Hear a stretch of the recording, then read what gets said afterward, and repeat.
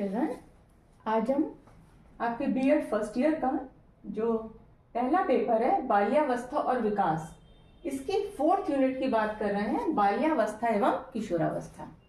बाल्यावस्था के बारे में आप पहले भी पढ़ चुके हैं, तो यहाँ पर हम शुरू करते हैं कॉन्सेप्ट फॉर्मेशन से, जिसको हम कहते हैं प्रत्यय निर्माण। प्रत्यय निर्माण क्या होता है? अब प्रत्यय निर्माण के संबंध में सबसे पहले हम बात करते हैं वुडवर्थ की परिभाषा की। प्रत्यय वह विचार है जो वस्तुओं, घटनाओं, गुणों, इन सबका उल्लेख करता है। कंसेप्ट फॉर्मेशन, आप ये कह सकते हैं कि हमारी लर्निंग, हमारे सीखने का जो पहला स्टेप होता है वो होता है कंसेप्ट फॉर्मेशन, या किसी भी चीज के बारे में हमें जानकारी प्राप्त होना, या एक उसके बारे में एक विचार हमारे दिमाग में धीरे धीरे बनता चला जाता है। इसी संबंध में बोरिंग, लैंडफील्ड एवं वीड प्रत्यय किसी सामान्य वर्ग को व्यक्त करने वाला सामान्य विचार है। अब अगर हम बात करते हैं ह्यूमन बीइंग, एक शब्द हमारे जहन में आता है दिमाग में, ह्यूमन बीइंग। तो ह्यूमन बीइंग क्या है?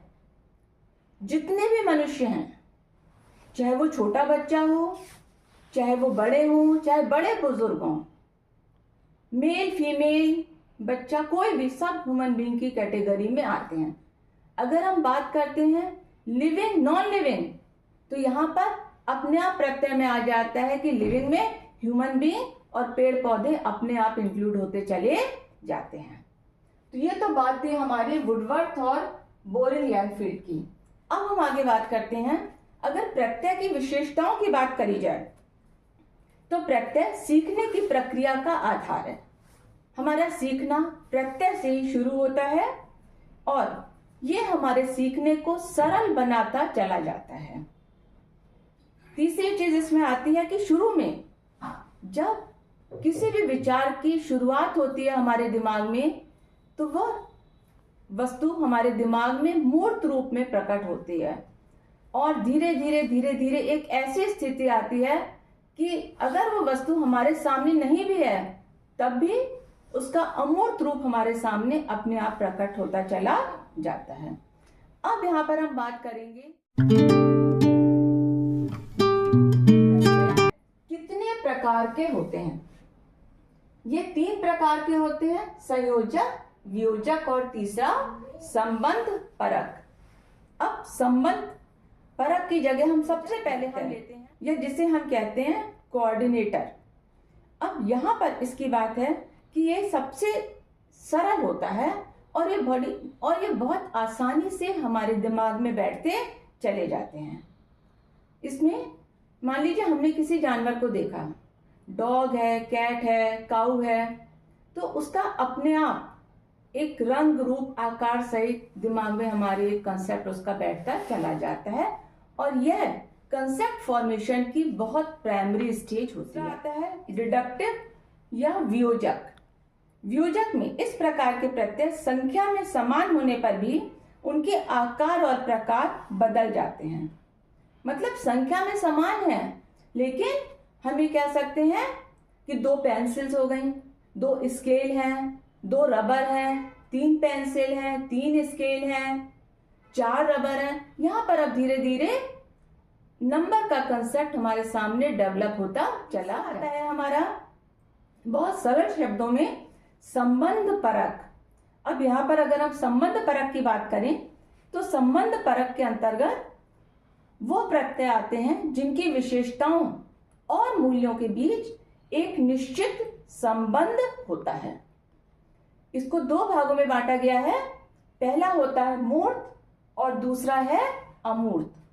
मूर्त जो कि प्रत्यक्ष रूप से हमको दिखाई दे रहे हैं, चाहे वो कोई एनिमल हो, चाहे कोई भी ह्यूमन बीइंग हो या प्लांट हो। दूसरे होते हैं अमूर्त। अमूर्त मतलब वो हमारे सामने प्रेजेंट नहीं है, लेकिन नाम लेते ही उसका विचार हमारे सामने प्रकट हो जाता है, हमारे मस्तिष्क में उसका विचार आता चला जाता है। इसमें अगर हम बात करते हैं किसी भी कठोर चीज की, तो जब हम कठोर चीज की बात करते हैं तो सबसे पहले हमारे दिमाग में आता है कोई भी पत्थर या लोहा या कोई भी कठोर वस्तु। तो यहाँ पर यह है अमूर्त, जो कि प्रत्यक्ष रूप से प्रेजेंट ना होते हुए भी हमारे दिमाग में उसका एक विचार उत्पन्न होता चला जाता है। किस तरीके से कंसेप्ट फॉर्मेशन होता है, तो हम यहाँ पर बात कर रहे हैं प्रत्यय निर्माण की प्रक्रिया की। इसमें पहला स्टेप है हमारा निरीक्षण। निरीक्षण के अंतर्गत सबसे पहले संपर्क में आने वाली वस्तु का निरीक्षण किया जाता है और उसके रंग रूप और उसकी आकृति के संबंध में एक प्रोसेस दिमाग में बनना शुरू हो जाता है। कोई भी वस्तु हमारे सामने आएगी तो सबसे पहले उसकी शेप, उसका रंग रूप, उसकी फिजिकल अपीयरेंस, ये चीज हमारे मस्तिष्क में बनती चली जाती है। सेकंड स्टेप आता है एनालिसिस या विश्लेषण। इसमें किसी वस्तु का निरीक्षण करने के पश्चात उसका विश्लेषण किया जाता है। विश्लेषण में हम उसके गुण और विशेषताओं को ध्यान में रखते हैं और उसके निर्माण की प्रक्रिया शुरू कर देते हैं। तीसरा आता है तुलना।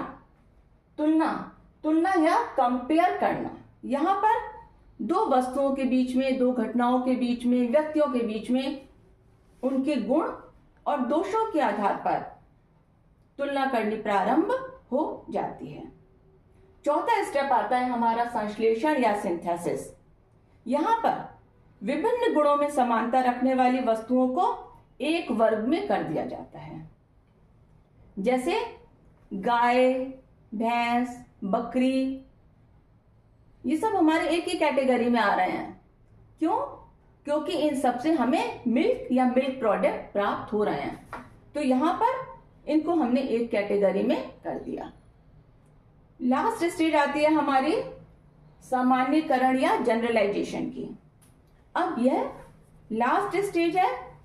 इसमें अब यहां पर जितने समान गुण वाली वस्तुएं हैं वो सारी एक कैटेगरी में हो जाती हैं, और अगर वो प्रत्यक्ष रूप से हमारे सामने नहीं भी मौजूद हैं, तब भी हम बड़ी आसानी से उनका विचार अपने मस्तिष्क में ला सकते हैं।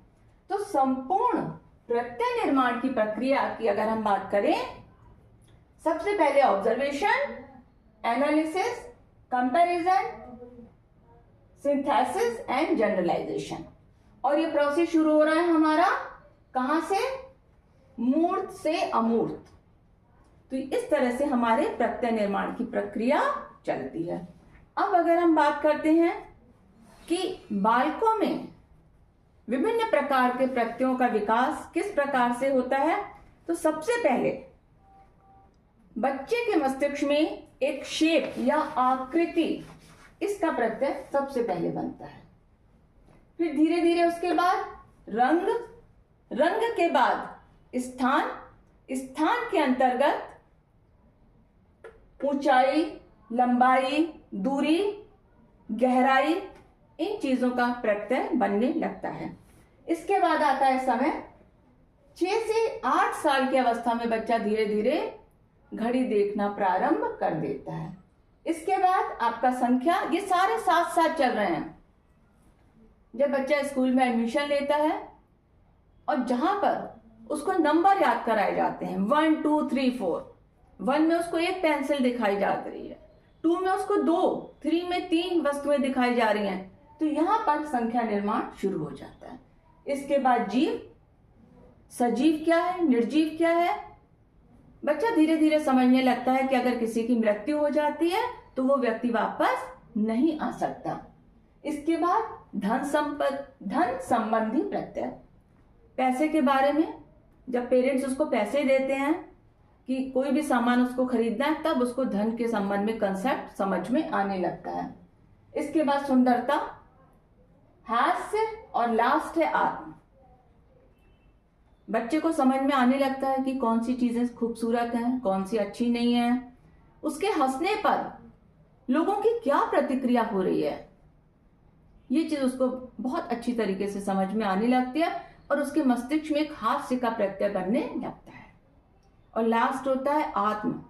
तो सेल्फ कंसेप्ट मीन्स अपने बारे में, वो स्वयं के बारे में विचार करने लगता है और स्वयं की अपनी एक इमेज धीरे धीरे वो बनवाने लगता है।